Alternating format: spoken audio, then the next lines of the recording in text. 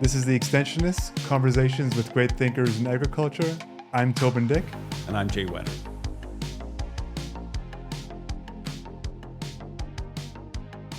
Hey, Toban. Hey, Jay. We're going to be talking about coffee today. So what of it?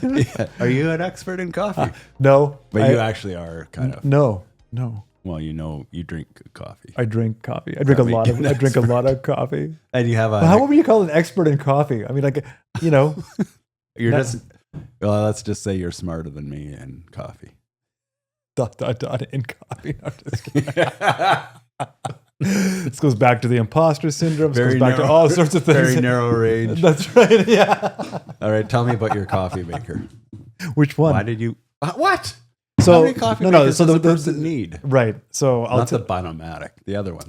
We have a bun. We have a bun coffee maker, okay, which is great, right?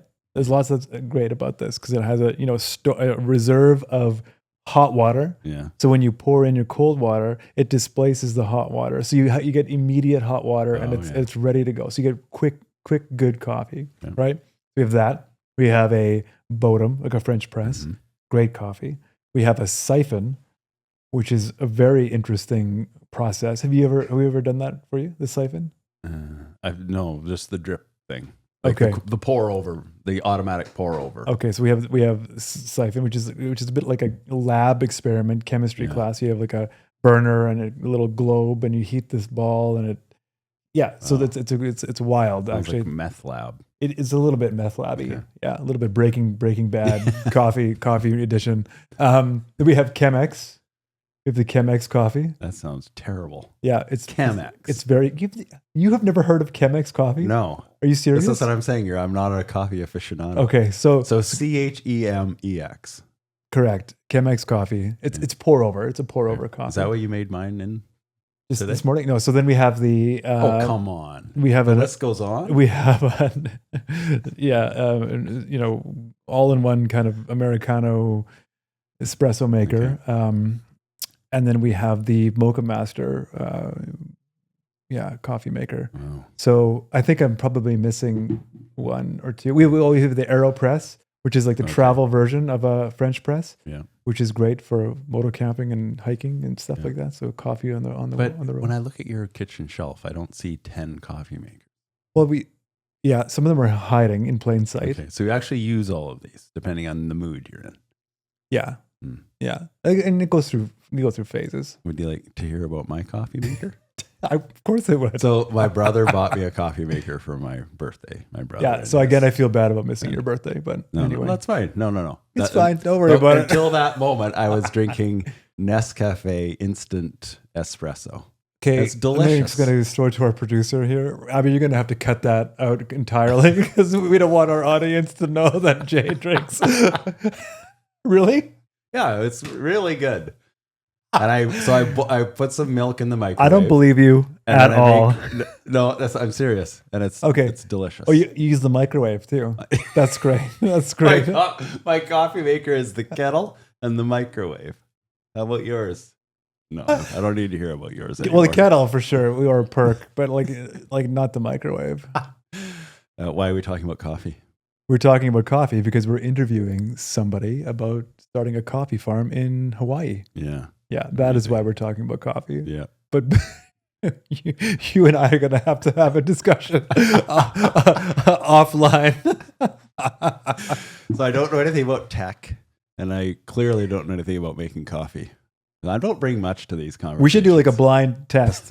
Abby will be the victim here. She's going to test one of your like microwaved instant coffee cups and versus something that I produced. So which one is? I got a $20 kettle from Canadian Tire versus your arsenal of tens of thousands of dollars of coffee makers. Yeah. Let's see what the blind test taste test yields. So it's kind of a theme between you and me. Yeah. What is it? You and your gadgets. I like gadgets. Yeah. Too much probably, but that's another podcast. Well, it's just fun. Makes it fun for us to talk about stuff. Low hanging fruit. That's true. Speaking of fruit, yes. Is it? Oh, cherries. Is it a coffee fruit? cherries? I don't know. Probably. Yes, probably. They're is. delicious. if you ever see a red coffee chair when you're walking around, just make sure it's coffee and not some poisonous berry. So you encountered some coffee beans in Africa. Yeah. So when we were on that International Federation of Agriculture Journalists Conference, one of our tourist stops, was at a coffee research facility near Nairobi. And I got to eat a red coffee cherry for the first time ever. And they look like they're about the size of cherries. Brighter red, not a dark red like a lot of cherries. And then the coffee beans are like a pear inside. So the pit is like two beans. Yeah. So there is something to the cherry? Yeah. Yeah, like it's got a pulp. Yeah. And it's delicious. Very sweet. Oh yeah. Interesting. Let's get on to Frank. Let's do it. Right on. But before we start today's interview, we want to thank our episode sponsor, Sask Oilseeds. Attention canola farmers. Sask Oilseeds encourages you to participate in the 2026 disease testing program. This program offers valuable insights to aid in variety selection and disease management decisions. The tests available include clubroot, blackleg, and verticillium stripe. Verticillium stripe can often be mistaken for other canola diseases such as blackleg and sclerotinia. By submitting samples to the Sask Oilseeds disease testing program, you can reduce uncertainty in disease identification. Additionally, identifying the specific blackleg races present in your fields will enable you to confidently choose the best suitable hybrid canola variety. You can also submit a soil sample to the program to detect the presence of clubroot on your farm, assess its invasiveness, and determine control methods. Remember, you can only manage what you measure. Make the most of this opportunity to enhance your crop management. Join the Sask Oilseeds Disease Testing Program in 2026.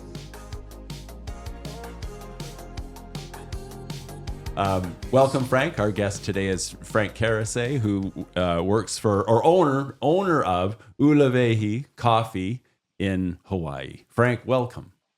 Thank you. Can we get the coffee here in Canada? I do ship to Canada. It's a little bit tricky because you guys have additional taxes. So So normally people reach out and we do that offline, and but you cannot reorder from the website. But I do ship to Canada for sure. Yeah. Okay, that's good to know. Yeah. So Well, if you let me know, I'll definitely ship you some coffee. We'd love some. I love coffee. I think Jay. Do you love coffee, Jay? I do love coffee, but I'm not as an aficionado like you. Oh, I'm not. Yeah, whatever. We just But the problem is once you get a taste of the Kona coffee, you get addicted. It's definitely much better. So. Ooh boy, I like that. I like that. The first one's free, and then it's like crack. So Exactly. Frank. Not drinking coffee is not new for you, but being a coffee farmer is relatively new. So let's go back to young Frank in France. Where did you grow up, Frank? I grew up in the east of France, very close to the Swiss border, Switzerland, about an hour and a half, from the Swiss border. Spent the first 20 something years of my life there. I went to school and university in France, Besançon, that's the name of the town, and joined the army in 94, 95 for a couple of years. And that's the first time I left France because I went overseas. And that was the first, French army. And did you? French army back then was mandatory. So okay.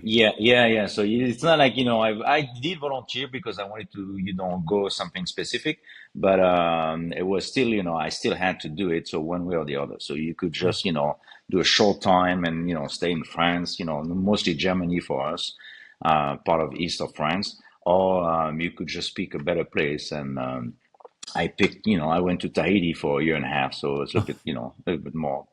How did you glamour. pull that one off? Like, did you say? Yeah, you could have me, but these are my requirements. So is a naval base in Tahiti? There was everything. It wasn't the naval actually. I Okay. was not in the Navy. I was in the Army. but they had, base. They had everything: Air Force, Navy, Army, everything. It's a French territory, so they had all the branches. Yeah. So how did you get? Was it like you made a decision or volunteered for So something specific? Yeah, how did that happen? yeah, you say I want to join, and then they send you to a place in that was south of France. You do about 2 months of training, and based on your grade, and then you can select. So if you're the top of the list, you have all the options. If you're the bottom of the list, you have the remaining countries. So I had So it up on the top, so I was able to pick my destination. So perfect. Yeah, okay. I'm going to join the French army. I want to go live in Tahiti for 2 years. they canceled it, so they canceled it. Now they're talking about restarting it again. So, but it's not gonna be. Yeah, it's gonna be a little bit different. But yeah, they canceled. I think a few years after I did it. So yeah, they were reviewing Frank's file, and they were just like, "This doesn't. We can't do this for everybody." it cost them a lot of money. It was very expensive. Apparently, yeah. I love it. That's interesting. So you eventually, many years later, end up in Hawaii, which is also a Polynesian kind of island country. Yeah. And actually so when I went to Tahiti, because I stayed over a year, and we were actually going over different islands, and I had my first coffee experience over there because we were actually staying on that small island for about a month and a half, and I saw some coffee trees over there and harvested some coffee. I had no idea. Actually, that was my first experience with the coffee. We harvested everything, dried everything, and at the back to to Tahiti, we tried to roast that, and it wasn't really good. But that was the first time I've actually experienced with coffee, and we had to figure out what to do with it. How to dry it and how much to dry it, and it was kind of interesting. Well, I had a coffee cherry for the first time in my life just a couple months ago, and they're delicious. And so they get these red, very sweet cherry, and they call them, and then the coffee beans are inside. But yeah, it's, in fact, the guy who guided us through said to spit out the pits. Yes, but it's very hard. So you don't want to chew it, or it's not really tasty actually until you dry and roast it. It doesn't taste like coffee, but the fruit itself, it's tasty. Yeah, it is. Yeah. Huh. Okay, we're gonna get back to coffee. Yeah. All right. To coffee. So back to France. And was this a farming community, or did you grow up on a farm, or did you have any connection? No, it wasn't a farming. I mean, it was a small village. Actually, I grew up in a village that was less than 500, person. So it was a very small place. My grandparents were in farmers, but my parents were not. So they were working in just different field. But so not a lot of farming exposure because my grandparents were already retired. So they lived in a farm. They had a couple of animals, but no cows, no crops, mostly fruits and stuff like that. So nothing really. And there was no early sign for me that this is what I'll do one day. Yeah. I did like it, but it wasn't like So you took engineering. I don't know whether that started in the army or whether that was after. No, actually, I was before. In France, we do everything in a little bit different order. So you go to school, and once you're done with school, then you do the army. Okay. I went to school. I went to the university in France, mostly mechanical engineering. Even though I'm not an engineer, I was mechanical engineering. That's. And then the army after. And then shortly after, when I came back from the army, I got my first job. I think I came back from Tahiti was like August or July, and I started my first job in August. So it was, very fast in between. So most of your career was with a manufacturing company. It was with manufacturing. Yeah. I was in manufacturing manufacturing, process engineering. Mostly my background is quality, but it's all around manufacturing. That's what I did for 20 something years, 25 years. Did you say quality, like quality control? Yep, exactly. Yeah. So my when I went to school, quality was was starting. I mean, people were starting talking about quality, in the industry. And my degree was actually really around quality. We learn a lot of the the professor we had were actually professional from the automotive industry or aerospace industry, and they were all quality managers or quality directors or VP of quality. So we learned that was really the beginning. And so when I landed my first job, I was as a quality manager. Right. Which is obviously important. Yeah, and that do you find a lot of that translates now into your current work as a coffee farmer? Absolutely, yeah. I mean, everything, even today, like I keep track of everything I do from the evaluation, and yeah, definitely it was good for me to have this background. Absolutely. What would, if you were in any business? I mean, are there some basic rules for quality control, no matter what business you're in? Actually, yeah, there's definitely, yeah. I mean, it's not just, actually quality. Yeah, that's the good thing about quality is it can be in the medical industry, you can be in the pharmaceutical or the engineering or automotive industry. It's all the same, the guidelines are very similar. The tools that we are using are very, very similar. What are they? So yeah, to give you an example, when I was doing a lot of the company that I work for or with was doing a lot of new design. So we do a lot of how do we call that again? FMEA. I don't know if you've heard of FMEA. It's a tool that you use to anticipate all the design flow or the flow of a process prior to launch it. So this is part of the qualities. It's always driven by quality because the engineers always think they have the best design. So you basically challenge them on saying, okay, are you sure this is the right design? So there's a lot of tools that we use and that this is all part of the quality organization. Could you apply that to farming? Like if a farm did this FMEA to its whole production process, would you identify? Huh. Yeah, on the process, you could definitely use that, to look at the flows and what's not working and what could fail, and how to anticipate and whether there's a risk also. You always look at, there's a little bit of, this multi-step. That's one of the complex tools, but it's very, very useful. Yeah.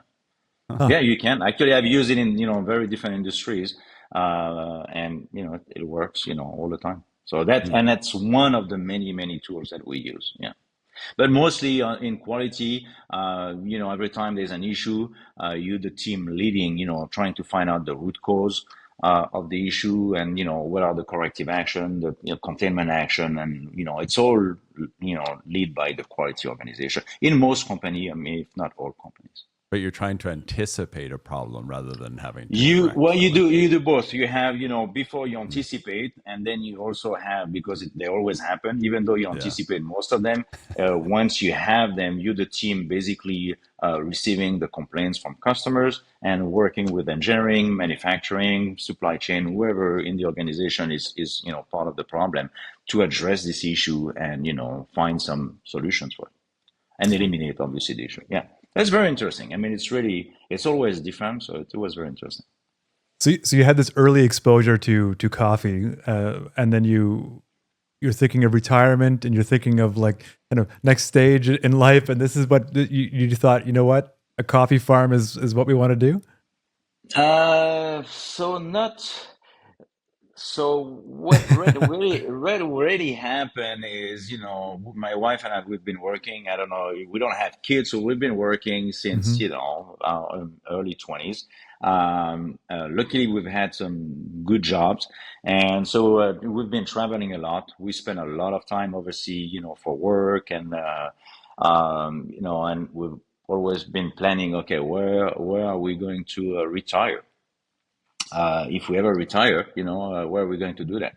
So we looked at places, love the idea of living on an island. I've had that, previous exposure when I was in Tahiti. My wife also lived in Phuket in Thailand for a while. Although it's a bigger island, but she loved it. And so we came here on vacation and we kind of love the place, the vibe, and, it's big, it's quiet. It's just, so we thought, okay, why not here?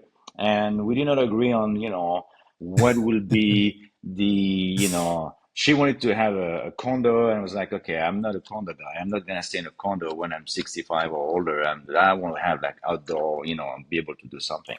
So we were looking, and it's a common thing here on the Big Island to have a listing for coffee farms. You don't have this thing for, pineapple farms, but there's a lot of coffee. There's over 1,000 coffee farms here. Oh, So wow. there's a lot of, there's over 1,000. So, people are always moving and there's things happening here. So there's a listing of coffee farms for sale. So if you guys are actually interested, there's plenty. Yeah. So we looked at some of them and like, okay, this is good. We went and visited one first and I like, kind of interesting process. It's not dirty. It's not, it's labor intensive, but it's not like, you're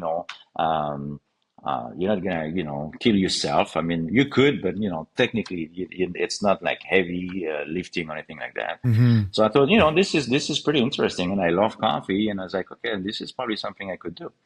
So we made an offer on a coffee farm, and they didn't like our offer. So we kind of, went back to San Diego, and my wife was looking all the time on what was available.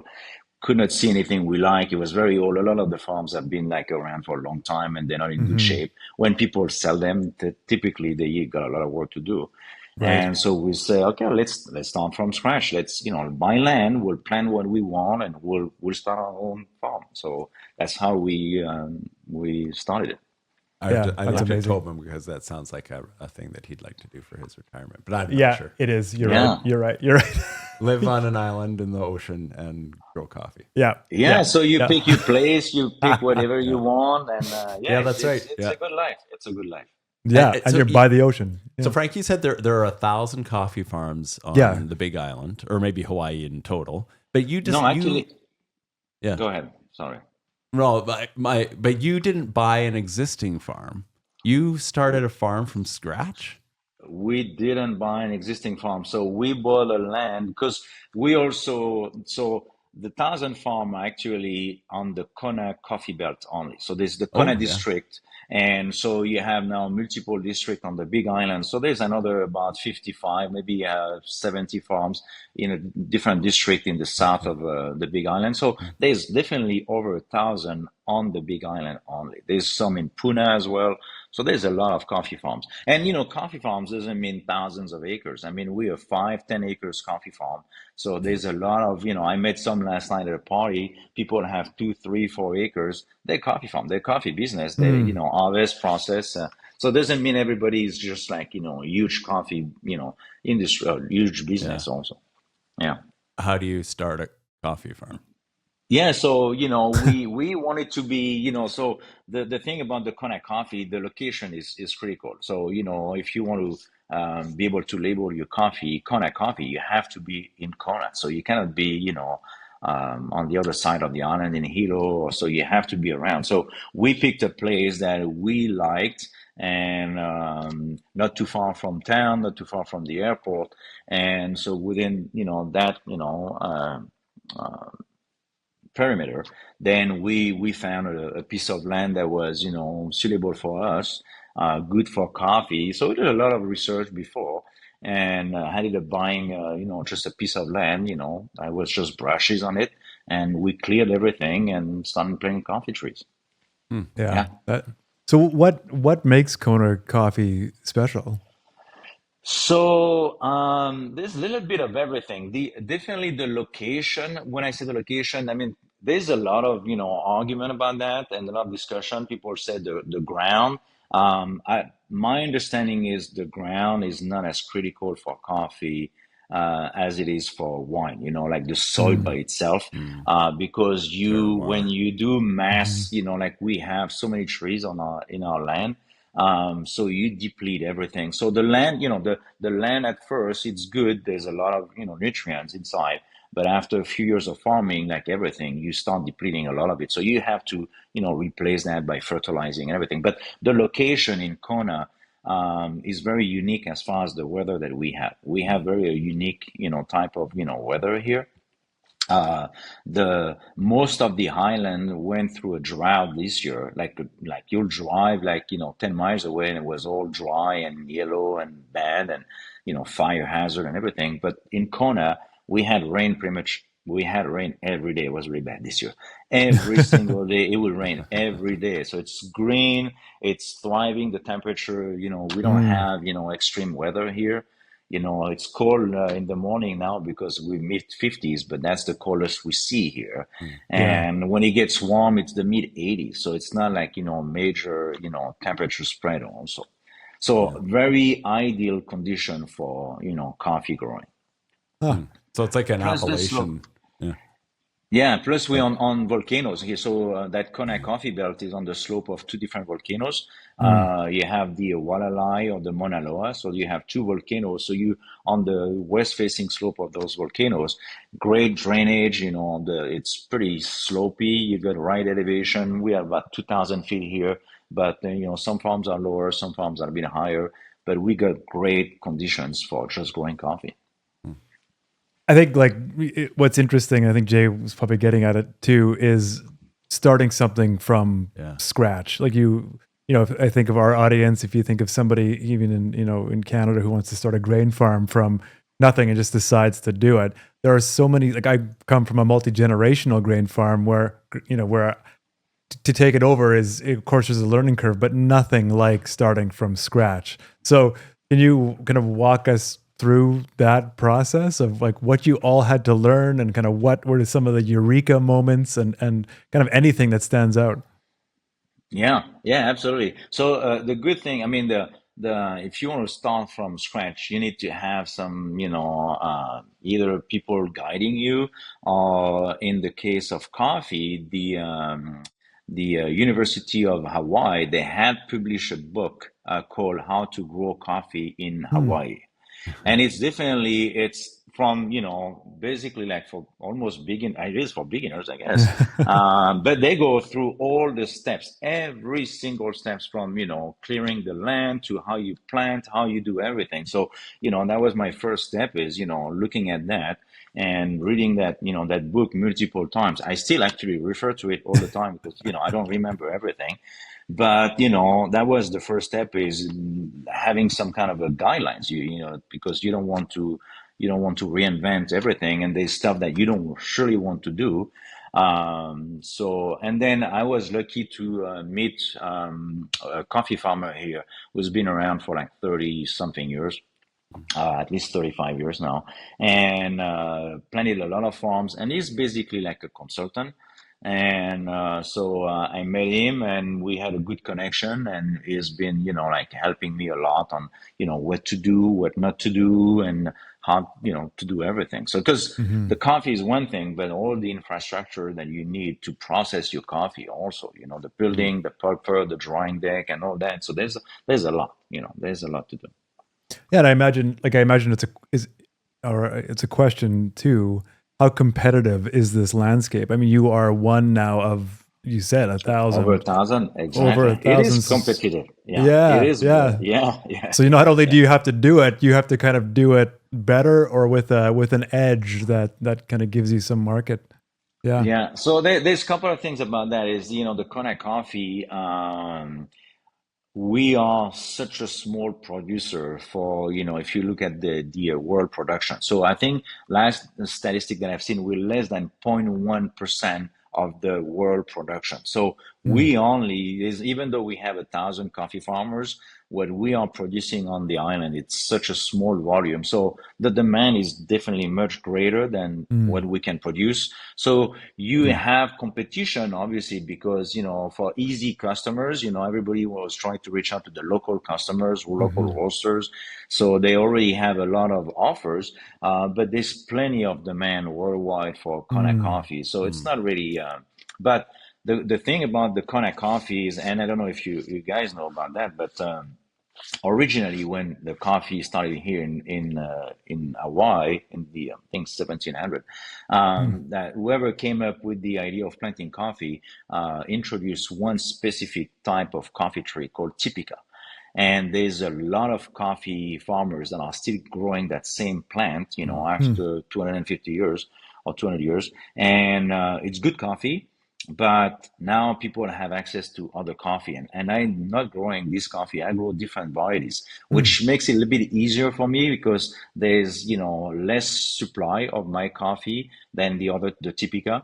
So I have no issue selling my coffee. There's a lot more demand that I have actually supply for the coffee. So it's So you have to be selective when you start. If you do like, like, I don't know about, I think in potato, I went to Peru one time, in the US, we grow like 2 or 3 type of potato. Over there, they have like 150 types of potato. So if you grow the one that, everybody's growing, it's going to be a little bit harder to sell it. But if you have the one that nobody has, it's a lot easier to sell it. Yeah. Frank, your farm is... Assuming it's good. It's good. Yeah, that's right. Your farm is, did you say 5 to 10 acres or what is yours? So I have, my lot is 5 acres and I'm leasing more land right now. So I have at least another 5 acres that I'm leasing, and I'm looking at more. I mean, there's so much land here that it's a lot of work to take care of 5 acres. So a lot of people buy land and they realize it's a lot of work. So they ask, okay, you want to plant coffee so I don't have to mow or, or do whatever. So that's kind of the deal here. A lot of people do that. And how do you start a tree? Is it do you plant a coffee bean and then the tree grows? You don't. So that's one thing also you learn from that book is you don't start from a seed in the ground. You do also you seedling on, containers, tubes. Yeah. So, so you start them, in the nursery, and once they reach a, a good size, it's about a foot, about 6 months to 8 months, then you can transfer them in the ground and plant them. But you don't want to do it early. Yeah. How long do you have? How many years until you're producing coffee cherries? It also depends on, typically we say about 2 to 3 years. Like I've planted the trees I planted last year. So, it depends how long you keep them in the nursery and how big they are when you start planting them and how well also you care for your trees. Like, I fertilize a lot. So some people plant and wait. I fertilize, every couple of months. So normally what I'm seeing on my side is about 2 years later, I start having production. Not huge production, but they start fruiting. I have trees that fruited after 1 year already. And do they look like grapevines, or what does the coffee tree look like, or shrub, or whatever you call it? Yeah, you're right. It's more a shrub. I mean, again, if you're looking at Arabica coffee trees, they're more like a shrub. Although depending on the variety, they can grow very tall. My trees grow to about 18 feet, so they get very tall. But you got to prune them. But it's typically, it's a stump with like multiple branches. Multiple verticals, we call that verticals, and you have 2, 3, or 4 verticals per, and every 3 years you prune them, so you let them grow back again. So, but it's about a shrub of 18. It's not like a massive tree, but 18 not feet for is the Arabica. Tall. How do you get up there to pick? Do you have you don't get up. You bring the tree to you. So you basically use a hook.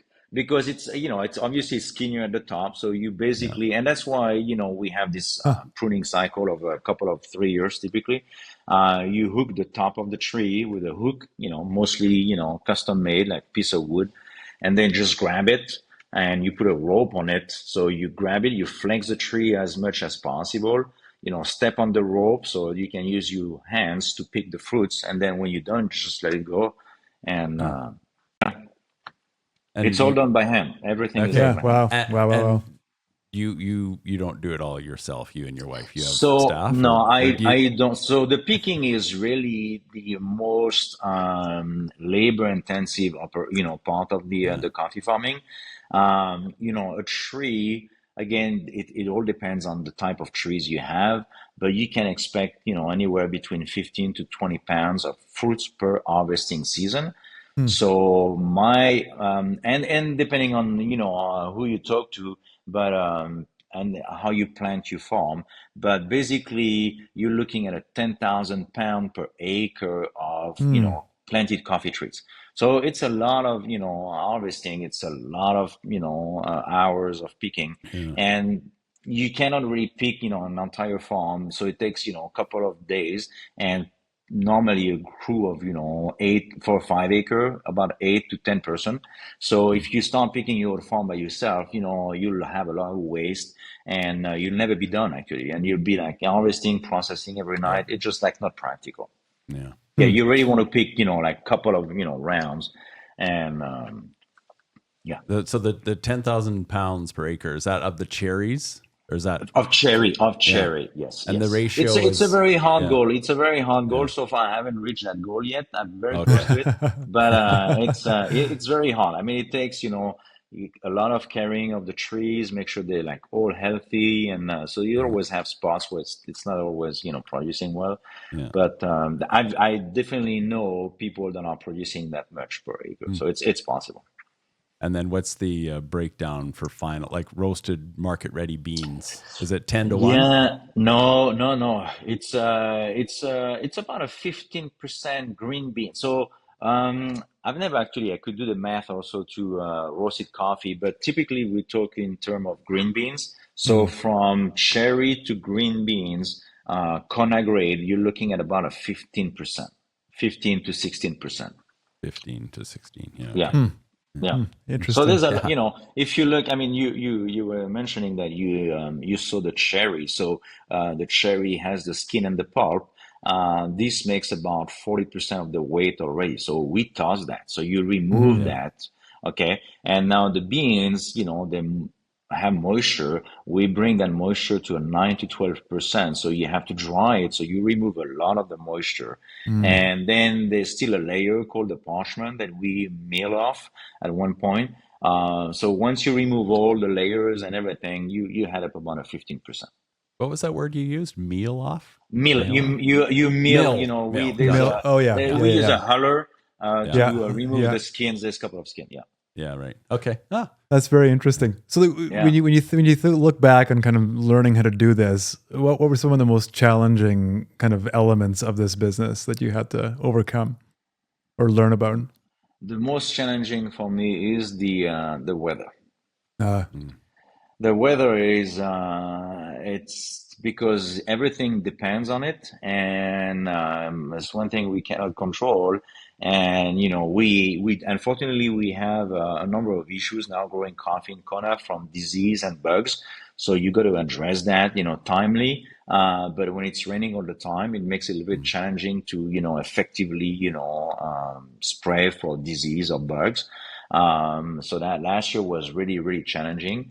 Also, different conditions will create some bad fruits. We have a lot of what we call floaters, where the fruits are not developing properly. It often, because of the weather.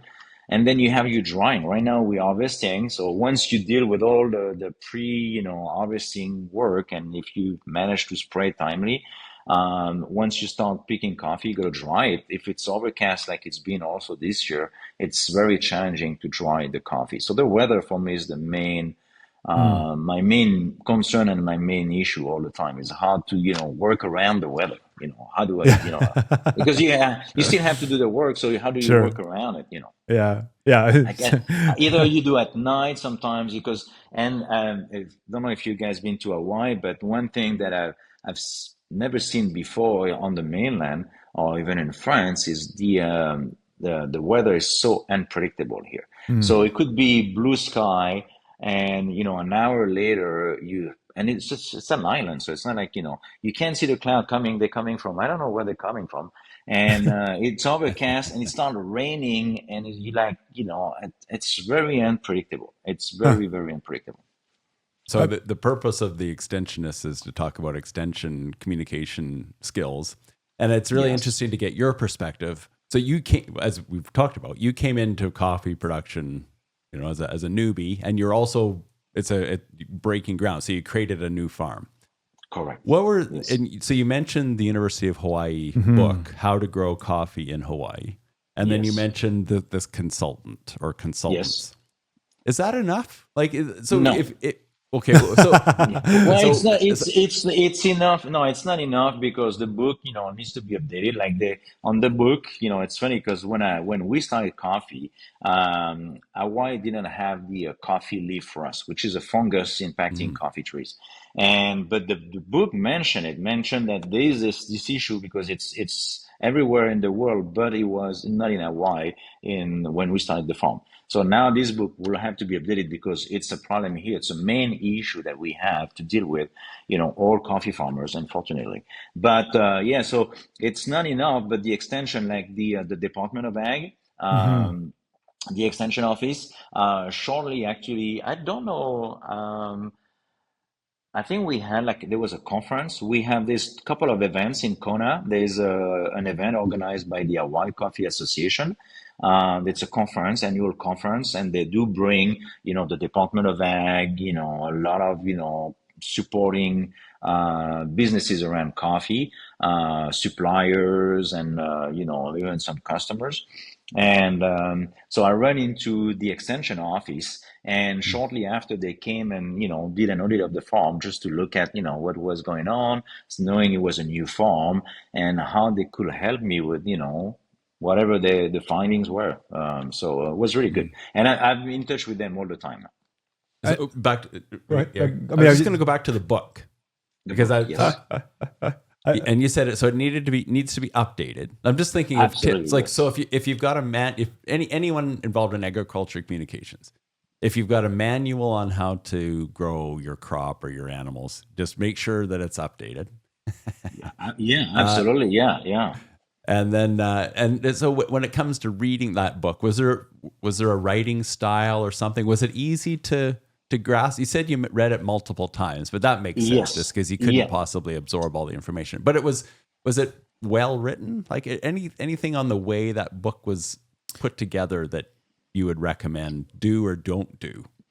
No, I think it's well written, but the reason why I had to read it more than one time, is because the first time when you read it, there's so many terms. Not being in the Mhm. coffee industry or the coffee growing industry, there's many terms I didn't I have no idea what those were. I mean, they talk about some pruning style and everything until you really sit and you really see a tree growing, and then you understand. Okay, oh, that's what they mean by keeping so many verticals or whatever the terms.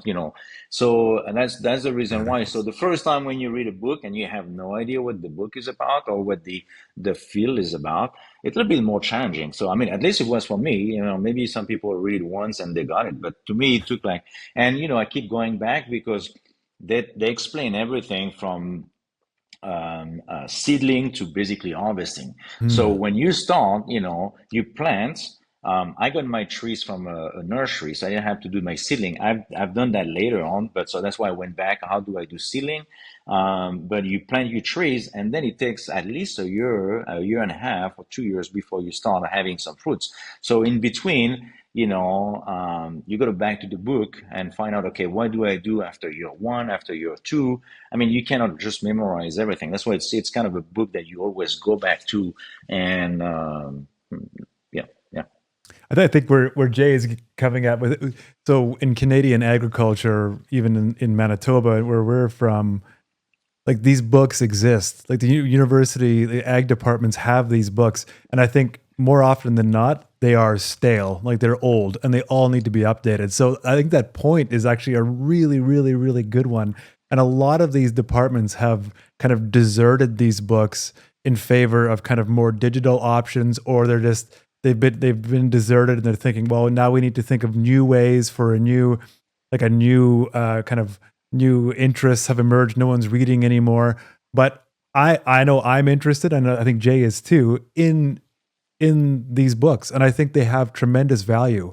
Yeah, And I I think so but too. your point on needing them to be updated is incredibly salient. Would you agree? Yeah, Like it really struck with me because that's something that hasn't been happening, and I think a lot of people would like to hear or need to hear that. Yeah, yeah. Thank you. Yeah, no, for sure. And for me, it's definitely like the rust. I mentioned the rust. The book doesn't even talk about the rust because it wasn't part of the Right. challenge they had growing coffee. But now Hmm. it is our number one challenge. So, someone has to go and say, okay, so the extension office does have some, but it's all digital, like you were Hmm. saying. They do have some guidelines on what to do, but it's not part. So now you have to go to different sources to get all that information. It would be good to have everything in a single, document for sure. Yeah, I think On the it's great. prairies, we have lots of cereal rusts. What does coffee rust look like? Is it on the cherry or is it on the leaf or No, on the so stem? the coffee leaf for us is on, no, it's on the Leaf. leaves. Yeah, there you go. So it's It's in on the the name. leaves, and the same idea is underneath. So it makes the spraying very challenging because when you spray, typically you spray from the top down. So this one you have to spray from the down, up, Yeah. bottom Hmm. up. Sorry. Yeah. Yeah. Oh, that's interesting. Which is very hard and it's never very effective. And so now what's happening is the that same extension office, they've been doing a lot of research on coffee trees that are resistant to that coffee leaf rust, and they are offering to coffee farmers who want to start a farm from scratch or replant or whatever they want to do, trees that are actually rust resistant. So that would be something that should be part of that book as well, because right now I've had people asking me, "Where do I get trees?" And I say, "Well, it's not that simple. I mean, what do you want? You want a tree that is, rust resistant, or you want a tree that is not? I mean, there's a lot of options." Yeah, and they have to make sure that the rust resistant tree also has that Kona standard for quality. So that would be yes and no. Actually, any trees that you plant in Kona, there's the label does not specify the type of tree, as long as the beans, the outcome of the green beans meet the standard for Kona coffee. So you have to be the location and the beans quality, but that has nothing to do with the plant. The beans quality has to do with how you care for your trees and how you control bugs and stuff like that.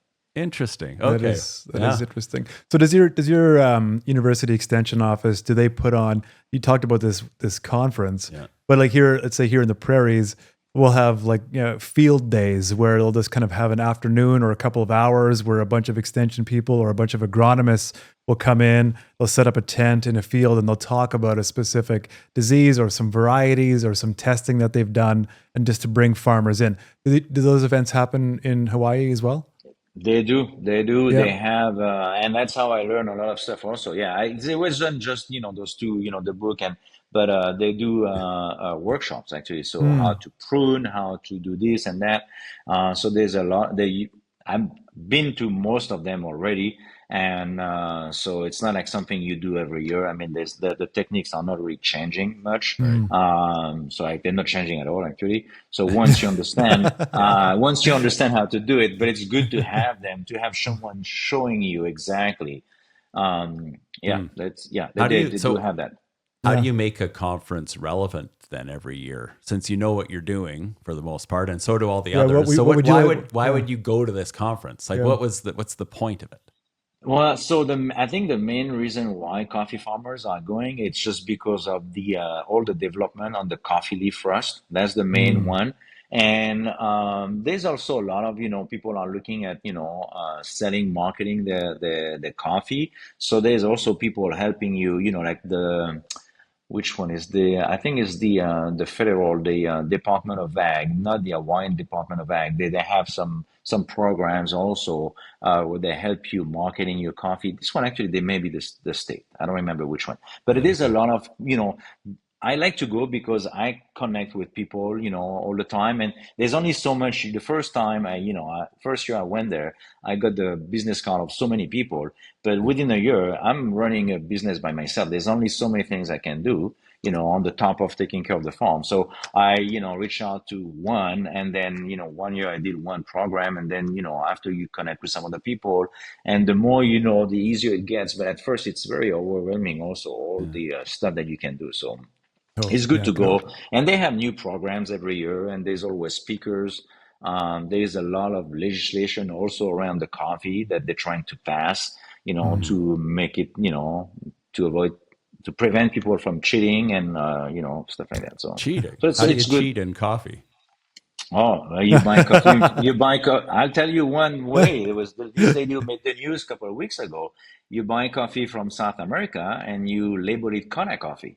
That's not which cheating, Yeah, that it sounds like cheating to me. Yeah. Is there any way Absolutely. to verify? Like, is there genetic codes specific to coffee growing in Kona? I think so. That's one thing we did actually 2 years ago. They were actually building this database. So they were asking Kona coffee farmers to provide coffee to this lab, and they will do like a genetic map of the Kona coffee. So in the event of, there was someone cheating, or it would have to be big, obviously, they could actually go back to the database and say, yeah, this coffee is a Kona coffee, or this coffee is not a Kona coffee. Yeah. And is your industry supported by an association that kind of feeds you information or keeps you connected with other growers? We do have a couple of associations. We have the Hawaii Coffee Association and the Kona Coffee Association, Mm-hmm. Kona Coffee Farmers Association. Yeah, both of them. Mm. Yeah. So Okay. it's very similar. There's I was on the board of the Kona Coffee Farmer Association until this year. Then I stepped down. I'll probably join again in the future. It's just like, a lot of work also. Yeah. It's all volunteer and but yeah, there's definitely associations are, and one of them actually. So both of those associations organize the conference. So one is by the Mm. White Coffee Association. The other one is by the Kona Coffee Kona Coffee Farmer Association. Okay. So I think that Yeah. the big third source of information is the farmer consultant and the farmer to farmer. Can you explain why that was valuable for you? It's valuable because, even though the extension office, they do have a small farm and, they're supposed to be the expert and everything. It's nothing like talking to someone who's actually growing coffee really like for living and not just experimenting, on the side with the best condition. Like the extension office, they have resources that people don't have. They have expertise we don't have. And so they kind of like, the best condition for growing coffee, where if you talk to your neighbors or some other people, they may see also different challenges. They may have some Mm. other conditions that, the extension office or lab doesn't have. So yeah, it's it's more practical. People have, if you discuss with a neighbor or another coffee farmer, they may have some constraint on cost. They may, that maybe the extension office, when they apply pesticide, they don't really care. I mean, not that they care, but they, it's experimental for them. So, Mm-hmm. they'll buy the most expensive, they'll buy everything that they try, but, without realizing that for a lot of people, it's a major, constraint, or it's a major burden actually, Right. to buy all those products. So it's nothing like, talking to someone also who is actually producing coffee. And I do a lot of, I mean, it's interesting because even though I'm the new guy in town, pretty much for coffee, there's definitely some newer coffee farmers now, Yeah. because there's always people starting. But I've had a lot of people reaching out, how can you help me with my pulping? Can you help me with Mm. building a shed? Because I like the way you've done stuff. And, Mm. yesterday I was driving, I saw a guy on the side of the road that I met before. And he's like, oh, I have so many questions for you. When do I start pruning and all that? Sometimes people, rather than, going into a book, they like to talk to someone who's done Yeah. it also. Mm-hmm. So, How do you feel about that? Like, do you want to answer those questions, or you're thinking, no, this is my competitive advantage? Yeah. no, no. I mean, I share with this guy. I help him a lot. He had a farm that was in such a bad. It was like I was sad Mm. for him because it was just so bad. And it's not like I say, we are competing, but I feel like I have less competition because of the different coffees that I have. Mm. So, like there's very a handful of farms that have the coffee that I have right now. So I don't feel like, it's, those people are a threat to me. I mean, they have all coffee trees, Typica. I mean, it's not like, it's not going to impact me. So Hmm. not concerned about that. Are you Yeah. always growing new trees, like taking out old trees, putting in new ones, just to keep ahead of the best genetics, or keeping on top of the best genetics? I do actually replace trees. So I grow a couple of trees. I mean, not more than a couple. I'll grow like 150, 200 trees every year just so to replace the one. It's not really, it's mostly because yeah, you're right. I mean, they die. I'm not sure why. Sometimes it's just the weather. Mm-hmm. I've had trees that are breaking when we do the harvest. They just bend them, and instead of breaking a branch, they break the entire tree at the base. Oh. So Yeah. you have to start from scratch again. But I'm at the stage where, because it's still a new farm, I'm not replacing that many trees, which is good.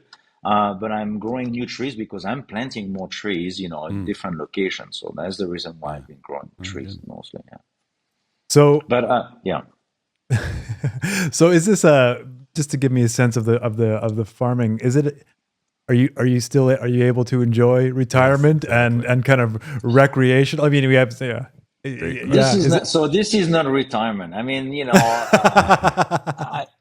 when we say, yeah, some people thought that we retired here. This is definitely not retirement. I mean, Okay. this is. Yeah. I've been working more in the last 4 years than I work. When and I was always like someone who never check. Never, you know. care for hours. I just, if I had to work 10, 12 hours, I would do it. It Sure. wasn't so even, but now it's every day, every single, and today is just like a break because, we're talking, but it's every day there's something to do every single day. So Oh, it's not a wow. retirement. Yeah.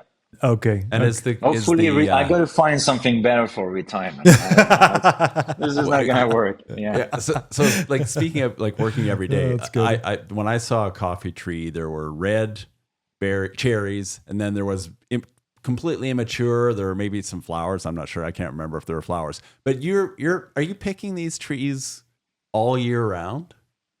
So it depends on the elevation of the farm, and yes, you can. Most of the coffee farmers choose not to. It's mostly for economical reason. So, because we pick the coffee by hand. So you got to go through your whatever 5 acres, every couple of weeks. So what we are seeing is they're not producing the same, every 2 weeks you'll have 1,000 pounds. So you have a peak, the peak season. So there's a major bloom during springtime, and about 210 days later you got new harvest. So but it's not really like one bloom. So they'll bloom for a couple of months heavily, and then throughout the year they keep blooming also the smaller blooms. So you always have production of cherries, but that production is going to basically fluctuate.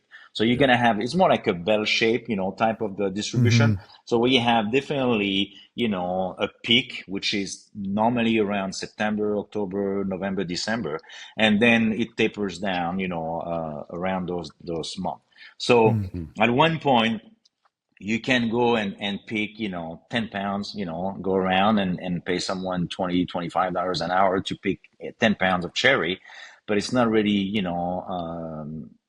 doesn't make economical sense. So what we do is most coffee farmers will do that. Once you start seeing a decline in your production where it's really start being really low and makes no sense to pay someone to pick nothing, we go around and basically we call that stripping. So you strip the trees of all green fruits that will ripe over the following few months. Okay. Do you strip it with that car wash thing you were telling me about, or how do you? No. You strip. It's all by hand. So which is which is the tricky part, because someone has to look at a fruit that is green and say, okay, do I keep this one? Do I want this one for the next season, or do I want or this one's gonna ripe in the next 2 months? So. It's, they always leave some, they always pick more than they should. It's kind of a tricky process, but you do that. And this also gives you a window for caring for the trees, So you'll have again, I always use the word typical, but normally between around February to May, there's no harvesting. You got you got no harvesting. So you got a long, 4 months where you can apply stronger a fungicide for your trees that you wouldn't want to apply those when you are harvesting coffee. There's restriction on some, fungicide. So that's the reason why we also do it. So you do all your pruning, all your maintenance, your planting of new trees. You do that during the springtime, during the off season. So you don't plant when it's harvesting season. So you do all that in between. And then when you start harvesting, the focus is harvesting only. I think I sidetracked Toban. No. I think Toban wants to know how amazing it is to live in Hawaii. So so it's not just picking coffee, which sounds amazing enough. Mind you, I don't do it on a daily basis. I want to talk about scuba diving. Yes, No. So we have to wrap up right away. Scuba diving, the beach, poke bowls. I mean, just give us the quick version of what life is like in Hawaii. For sure. Yeah. So even though, you slave for 12 hours at the coffee farm, we are facing the ocean, like most coffee farms actually, because we're on the slope of a volcano. So unless you have a big tree in front of you, most of the coffee farms have a view to the ocean. So, facing the ocean, we are 2,000 feet, but we're only like 15 minutes away from the water. So it's a very, short drive. And, the Big Island is kind of a unique in, it's very quiet. There's only last time I checked, about 200,000, person living on the Big Island. So It's the biggest of all islands, and it's a very low population, I would say. And most people live between Hilo and Kona. So as you get outside of those two towns, it's very, very low population, very quiet, very country, and it's very good. Great food. I mean, we're in the middle of the Pacific, so we have the best tuna probably. There's no Amazing. pollution, or less pollution here than you find on the coast of California or, Oregon over there. And so we got the best tuna, best poke, and Yeah. yeah, the water is great. So I do have, from time to time, like a day off or a friend coming, and we spend a few hours. We go diving because it's very easy. I mean, like I said, it's 15 minutes. You get to the water, you jump in the water, you do a dive, and then you come back. So it's not like, Yeah. Sometimes we Oh, do at night also. So Amazing. what's the most interesting thing you've seen when you go diving? we have a lot of manta rays here. So manta rays are kind of a very nice. We also have tiger sharks, which are kind of interesting. I've seen them a couple of times already.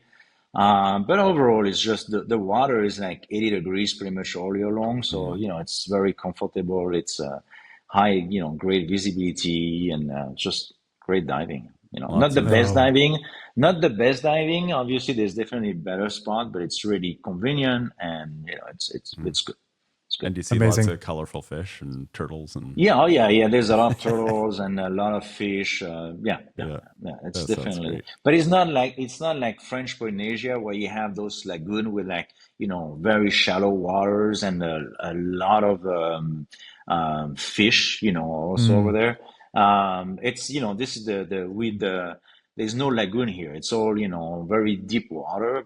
So you do have a bit of a coral reef.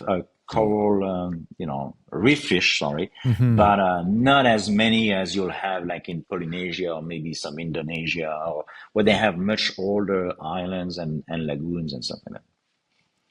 But it's good. Frank, It's good there. Yeah. Frank, when you agreed to come on this podcast, Yes. you was there something? Did you write down a note and say, "Okay, I want to tell them about this"? Like, was there something that you wanted to say, or was it just like, "Why are they talking to me?" Yeah. No, actually, I'm happy to share. I don't know. I mean, I do listen to a lot of podcasts, not during my free time, but when I'm doing something, if I'm mowing, if I'm pulping, or I do a lot of roasting myself. I do all my roasting. So when I roast and I prepare everything, I listen to podcasts a lot about news mostly, but I like to, and I find it like it's better to hear sometimes from other people than just a journalist or someone who may have an agenda or, it just, I like it. So I'm thinking, if I can, if someone, may learn something or, I'm happy to share what I've learned because I had a lot of people sharing with me here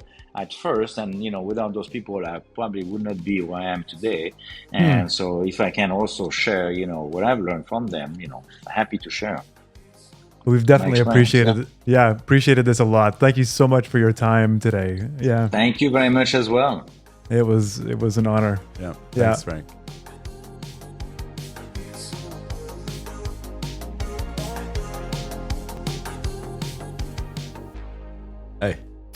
Hey. What did you learn from Frank? I learned that I want to look at coffee farm listings in Hawaii. Yeah. And see what's available and what they cost. And I also, I think you wanted to talk about this, but like the price of Kona coffee. Yeah. Like and how like So he has 10,000 pounds of like the cherries per acre.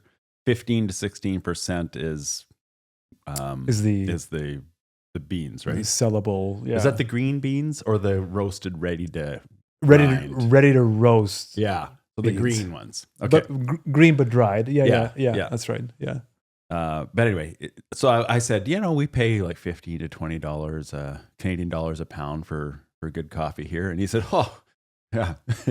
And then it was like mic drop time or something. But anyway, so he's won. but so what was the price? Yeah. Okay, you're getting to it. Okay, sorry, go ahead. So he won first place for Hawaii, the Kona coffee in 2024 and 2025 at these events. Yeah. And so he takes care of the right from the trees, the cherries, all the way to the final roasted, ready to sell. Which is a unique thing about his farm. One step in the middle. He doesn't do the milling right. of the I don't know, it's not a brand, but I mean, it's that same idea. Yeah. He hires that out. Anyway, he sells his for $65 a pound. Yeah. On a 5-acre farm that, what is it, 1,500 pounds an acre. So that's wild. Yeah. I do want to go. We should go on the website. Yeah. And check this out. I know. 1,500 pounds of green, like we said. So I don't know what the roasted. I mean, would it be close? 1-to-1? What's that? Because the greens are dried, right? Yeah. So you probably lose something in the roasting process. Maybe. Yeah, I'm not sure. Yeah, so $65 a pound US. Not bad. Yeah, I want to try it. I want to see if I could taste the difference between a Kona coffee bean and a non-Kona. Okay, so the takeaways on the actual extension side of things. So what, you were going to say something about the book. Yeah. So like his comment about using the book was interesting, right? And how that was a valuable tool for him. Yeah. But more interesting for me anyway was his comment about how the book needed to be updated. Yeah. Because I mean, I think, and I said it in the podcast too, at the main recording, was that like lots of associations. I've certainly come across lots of these books that used to be around, and people who I know have come to me and said, hey, a book like this would be very helpful. We should produce one. But it's like, look at this one. Yeah. It was last published in like mid-90s, or even like, I think we referenced this on the podcast, but like that extension handbook from the University of Guelph, which I think the last time it was published was the 80s or early 90s. And so there's lots of these production guides that have existed, but they all need to be updated. And I think, they need to be valued. They need to be like, these associations need to recognize that there's value in that they'd be used, and then be a plan to update them, but then to keep them updated. Yeah. Right? It's hard enough to keep a website updated. Right. Keeping a book published. Yeah, and then updated volume. Totally. And then he did say like these resources are available, like the ones that he's looking for in an update, but they're digital and they feel scattered. They feel all over the place. Scattered is my word. He didn't say that, but it definitely registered to me that like that's how some growers might feel about resources, about helpful resources. Yeah. Anyway, my takeaway was just on the event side of things. So he goes to these events, and I mean, it seemed to think after a while the content isn't so important. But I think the one thing he said was that so it's something new that comes along. They really want details on that, and he talked about the rust. Yeah, So that would get him to go to an event is if there's some up or new problem that you need resources. Yeah, current challenge that needs to be addressed for sure. Yeah. Anyway, I really liked it. And thanks to Ashley for connecting us with Frank. Yeah, for sure. I did too. It was a very interesting conversation. Definitely made me want to go to Hawaii. Good. Till next time, we're the Extensionists. I'm Jay. I'm Toban. Talk to you later. Once again, thank you to our episode sponsor, Sask Oilseeds. This has been a Burr Forest Group production. We also want to thank the people working behind the scenes to make this podcast happen. Abby Wall is our producer and editor. Ashley Robinson is our coordinator. And Michelle Holden is our designer.